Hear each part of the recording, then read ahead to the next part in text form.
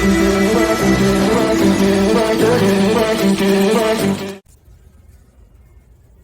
my name is Desiree, and today I'm going to show you how to install your car seat restraint straps on your Caboose Ultralight stroller. So I already have them laid out here. So what you're going to do is take the metal clip part and you're going to feed it down through this pocket on the side here. You can either unbutton the side of the seat if you want. You don't have to.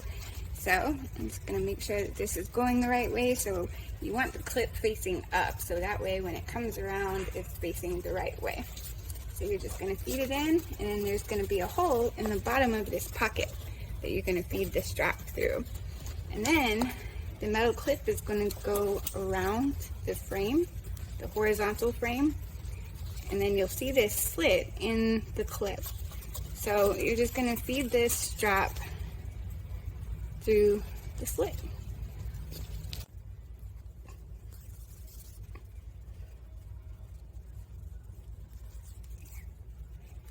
Okay, and then you're just going to pull it so it's tight.